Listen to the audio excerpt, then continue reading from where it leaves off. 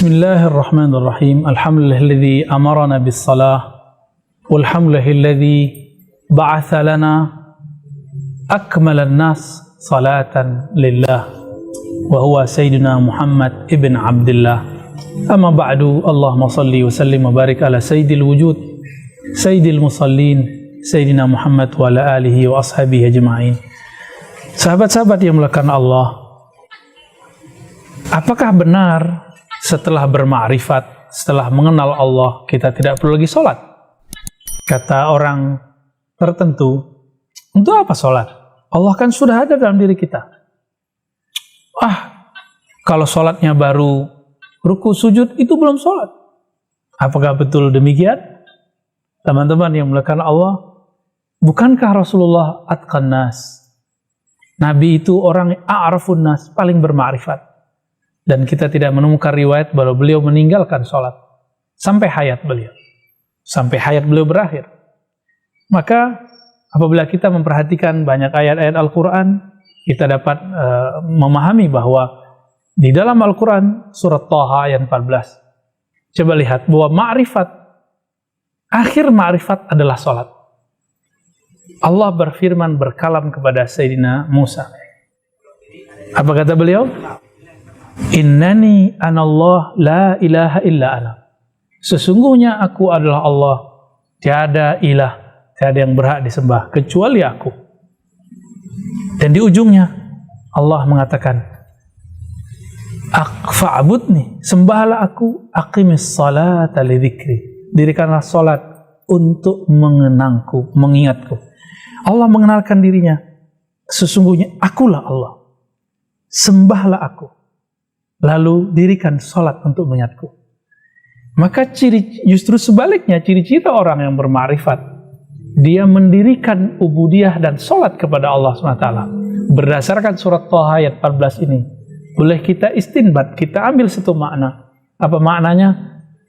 Sholat adalah penghujung makrifat, sedangkan makrifat adalah awal dari sholat.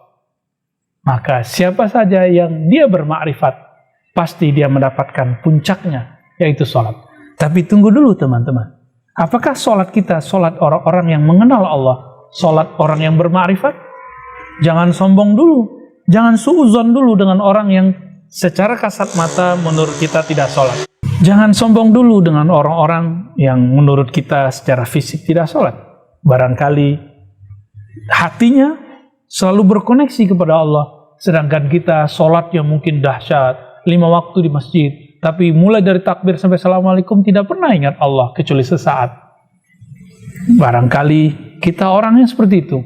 Maka jika kita melihat seseorang secara kasat mata tidak terlihat sholat di masjid bersama kita, belum tentu dia tidak sholat. Barangkali dia mengikuti manhaj khalwat Imam Ghazali.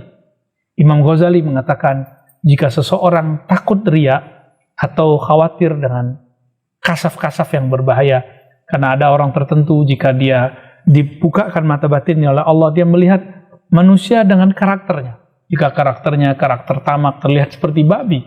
Jika karakternya galak, bengis, maka terlihat seperti si guguk, anjing. Maka orang-orang ini diperkenankan oleh Imam Ghazali untuk sementara waktu sholat sendiri, bukan sholat berjamaah. Ini fikih Imam Ghazali yang tidak disepakati oleh Imam Minus Sholat dan imam-imam yang lain. Imam Subuki juga menolak hal ini. Tapi saya memahami bahwa ini bukan masalah benar dan tidak benar. Ini adalah masalah perbedaan peralihan kondisi. Maka jika kita melihat ada orang yang dianggap ahli ma'rifat, terlihat dalam kasat mata kita tidak sholat, belum tentu dia tidak sholat. Mungkin kita yang merasa sok sudah sholat. Maka teman-teman, mari kita gabungkan makna ayat tadi, bahwa surat Thaha tadi menyatakan Allah mengenalkan dirinya kepada Nabi Musa. Setelah mengenalkan dirinya, puncak dari pengenalan itu adalah beribadah lalu mendirikan sholat. Maka pengenalan ma'rifat tanpa ibadah dan sholat adalah kebatilan yang mutlak. Sebaliknya juga, orang-orang yang sholat tapi tidak mengenal Allah, itu sholatnya juga tidak bermakna, mardud indallah, tidak diterima di sisi Allah SWT. Maka kita menuduh diri kita, jangan-jangan sholatku belum khusyuk. Tidak sibuk memandang orang lain, menjadi juri orang-orang lain.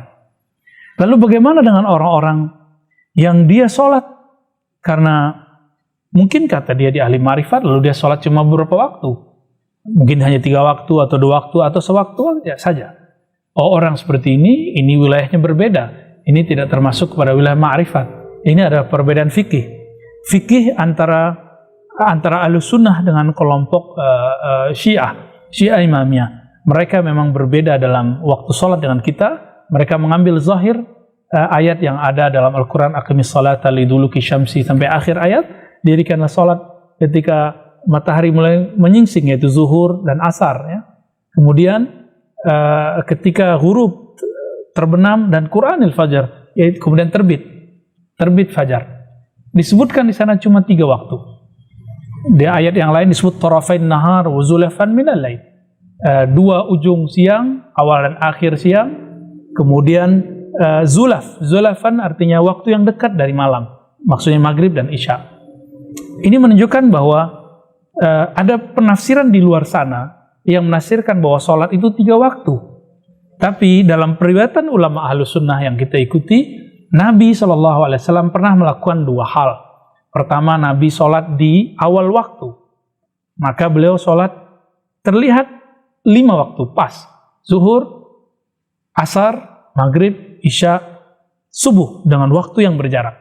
Tapi di riwayat berikutnya, Sayyidina Jibril mengajarkan kepada Nabi agar sholat di ujung waktu zuhur, di awal waktu asar, di ujung waktu maghrib, di awal waktu isya, dan di ujung waktu subuh. Sehingga terkesan yang disebut dengan jamak suri, terkumpul secara zahir, tapi sebenarnya waktunya tetap 5. Seakan-akan waktunya 3. Inilah kemudian yang diabadikan dalam sholat rukhsah yang kita sebut dengan sholat jamak.